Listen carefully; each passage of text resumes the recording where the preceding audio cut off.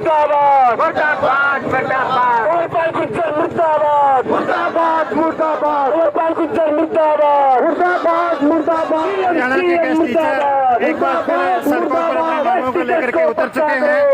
Guest teacher में मुख्यमंत्री द्वारा किए गए वायदे के बाद और विरोध मैं मीना यादव संघर्ष समिति से आप सभी को बताना चाहता हूँ कि हरियाणा सरकार के बार बार वायदा करने के बावजूद जब सरकार पत्र जारी नहीं करती है तो हरियाणा के गेस्ट टीचर में बहुत ज्यादा भारी रोष है, जिसकी वजह से आज एक बार फिर गेस्ट टीचर जो है अपनी जायज मांगों को लेकर के मुख्यमंत्री द्वारा की गई घोषणा को लेकर के यहाँ शिक्षा मंत्री के आवास को घेरने के लिए शिक्षा मंत्री के पुतले को लेकर के चल पड़े हैं। शिक्षा मंत्री के पुतले को दहन किया जाएगा, शिक्षा मंत्री के पुतले को दहन।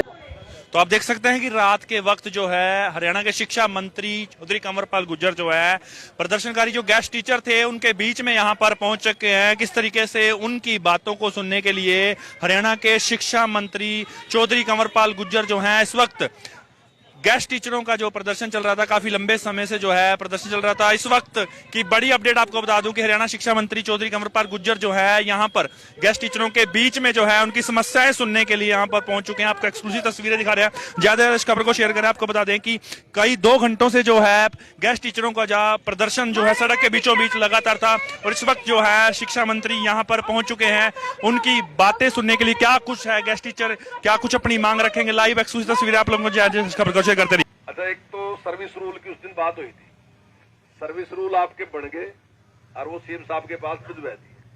अभी आपके लीडर मुझे ये कह रहे थे कि भाई हमारे साथ उनमें कोई बातचीत नहीं हुई। तो मैंने अभी जो हमारे डायरेक्टर हैं जय गणेश जी उनसे बात की और मंगलवार का टाइम रखा कि एक बार दिखाए दो भाई, जब जिसके लिए बनाने लग रहे हैं उनके साथ भी तो एक बार बातचीत हो जाए ना। आपको कोई खामी है तो वो अपनी अभी जिक्र करते हैं। दूसरा था आपका कैशलेस मेडिकल का और ग्रुप इंश्योरेंस का, उसकी फाइल हम 10 दिन में भिजवा देंगे, वो करवा देंगे। एक आपका बेसिक सैलरी का था, वो कह रहे कि उसमें कोई नियम चेंज करने पड़ेंगे। आपकी यूनियन के लोग कह रहे कि जो मूल वेतन है वहां तक नियम चेंज करने की कोई बात है नहीं। तो मैंने इनको इस बात का विश्वास दिलाया कि आप आ जाओ, मंगलवार को आना तो है ही आपने, आप आ जाओ, एक बार दोबारा से बात कर लेंगे। जो बात माननीय मुख्यमंत्री जी के सामने हुई थी, जो 3 बातें, तो मैं आपको विश्वास दिला रहा कि पूरी कोशिश करेंगे। इस पे मेरा ध्यान ये है कि बेसिक सैलरी पे उन्होंने पूरी हाँ नहीं की थी, लेकिन मेरा पूरा प्रयास रहेगा कि हम इसमें भी आपकी करेंगे, पूरी मदद करेंगे इसमें। हाँ नहीं, मैं कह रहा था आपको, मैं कह रहा जो इन्होंने मेरे को बताया, हाँ नहीं, मैं पूरी कोशिश करूंगा इसमें कि ये आपके पक्ष में। तो ये मैं आपको विश्वास दिला रहा, जो भी आपके हैं 4-5 लोग उस दिन आ जाओ, ज्यादा लोगों ने आने की जरूरत नहीं है, बात तो 4-5 ही लोग करते हैं, ज्यादा सारे लोग आना खर्च करना कोई जरूरत नहीं। आप 4-5 लोग आ जाओ। हाँ वो बात रखी उसका अभी इन्होंने मुझे बात बताई कि रिटायरमेंट के बाद हमें कुछ नहीं मिलता, आपका ईपीएफ वगैरह कुछ नहीं कटता है। तो मैं बातचीत करूंगा, मैं आपके साथ कोई वादा नहीं कर रहा उसका। बातचीत करने के बाद अगर उसमें कोई हम कोशिश करेंगे। सर्वे देखो ऐसा है, ये सारी चीज ना जी एफडी पे जाती है, वहां पूछना पड़ता है क्या हम कर सका क्या नहीं कर सका। लेकिन मैं मतलब आपके पक्ष में प्रयास करूंगा। अगर और लोगों का इस प्रकार से ईपीएफ कट रहा और आपका नहीं कट रहा तो मैं प्रयास करूंगा कि उसके लिए आपके नहीं, वो उन्होंने आपके जो नेता गए थे वहां, उन्होंने मेरे से बताया कि ऐसे सबका कट रहा, केवल हम हैं जो नहीं कटते। जब हमारा कोई भी गेस्ट टीचर जब रिटायर होता है तो उसके बाद वो खाली हाथ जाता है। तो मैं बातचीत करूंगा इसके लिए, कोशिश करेंगे।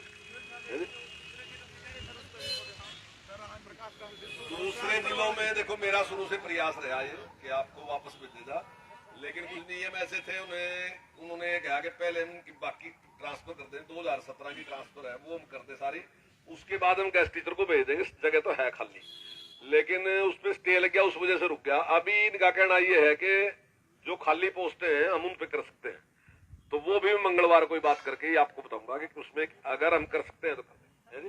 सर मेडिकल का क्या रहेगा? मेडिकल का तो कह तो दिया, वो तो कह दिया कि 10 दिन में कर देंगे। 10 दिन में जो जे गणेशन है, मैंने उससे बात करी थी और उसने कहा था कि 10 दिन में फाइल निकाल दूंगा जो कैशलेस बनी।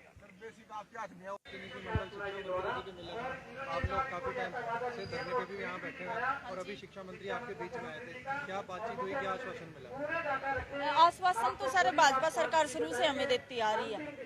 यहाँ तो मुख्यमंत्री जी हो चाहे शिक्षा मंत्री जी हैं, वो कह देते हैं कि भी हो जाएगा, लेकिन अधिकारियों के पास जाते हैं तो हमारी कोई बात नहीं सुनी जाती। और एक टेबल टॉक और एक पब्लिक के सामने हम माननीय शिक्षा मंत्री जी को इसलिए लेके आए थे कि जी हम जो बोल आपके सामने हो रहे हैं, हम 10-15 जो लॉबी है हमारी वो ही जानती है। आम पब्लिक जो 14,000 परिवार बैठा है उनको जवाब हमें देना पड़ता है, वो हम पे विश्वास नहीं करते। तो हमारे निवेदन करने के बाद यहाँ माननीय शिक्षा मंत्री जी हमारे बीच आए और उन्होंने कहा कि भी मैं ये कहता हूँ कि भी मैं आश्वासन देता हूँ मूल वेतन बेसिक सैलरी जिसे कहते हैं। और हमारी उस दिन जब मीटिंग हुई थी 8 सितंबर को, तो उसमें डिसाइड हुआ था कि इनकी बेसिक वेतन प्लस सर्विस रूल है वो बनते हैं और इनको देना चाहिए। लेकिन अब यहाँ आने के बाद उनका कि भी यहाँ कैशलेस रहिए सर, वहाँ जाते हैं शिक्षा सदन में मीटिंगों पे मीटिंग होती है, अधिकारी कुछ नहीं करते सर। 30 अक्टूबर को लगाई हमने, नवंबर, दिवाली सब कुछ हमने वेट किया, दिसंबर, न्यू ईयर आ गया, लेकिन कोई काम नहीं होता। किसी तरीके से सरकार उस चीज को सिरे नहीं चढ़ाती। वोटों के चक्रों में दूसरी योजना इनकी चल रही है, तीसरी 2024 तक हमें ये यूज करना चाहते हैं। 16 साल है सर, 16 साल है।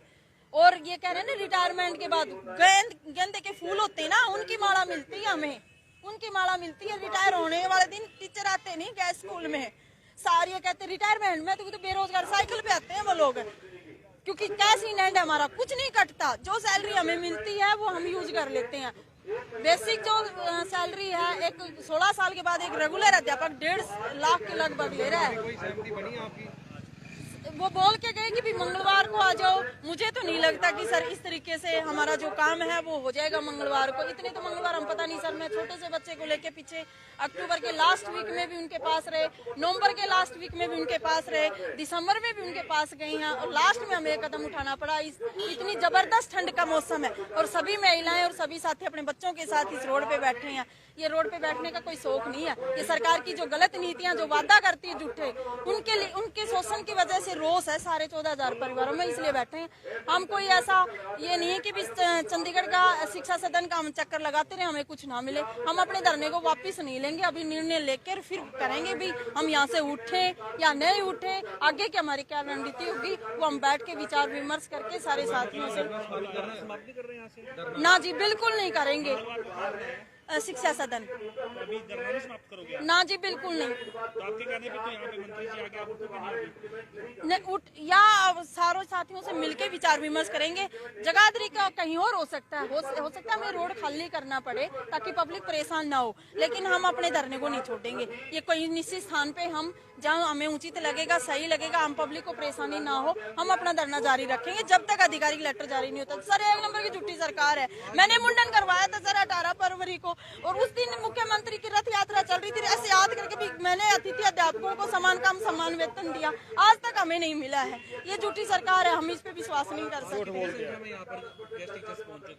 आज सर 22 जिलों से लगभग मान के चलो 3,000 के लगभग साथी पहुंचे थे और आज अगर हम यहाँ बैठे हैं, लोग देख रहे हैं लाइव और इस ठंड में है, तो कल इससे भी भारी संख्या में साथी पहुंच सकते हैं। वो निर्णय लिया जाएगा भी आगे क्या किया जाए क्या नहीं, क्योंकि आम गेस्ट हैं, बड़ा रोष है सर उनमें। 14,000 परिवार हैं ये सर, 16 साल बहुत होते हैं और एक नियमित अध्यापक के साथ हम पढ़ा रहे हैं, रेगुलर अध्यापक के साथ, और काम वो कर रहे हैं, हमें मिल क्या रहे कुछ नहीं। तो अभी जो शिक्षा मंत्री साहब की सहमति बनी है, संतुष्ट नहीं है उनकी बातों से? बिल्कुल नहीं है जी, ये बातें बहुत हो चुकी हैं। दूसरी योजना हो चुकी है सर इस भाजपा सरकार की, दूसरी योजना हमारा, चौथी तीसरी योजना में हमें और हमारा लाभ उठाएंगे 2024 के चुनाव में। हम नहीं चाहते सर कि हमारा शोषण हो।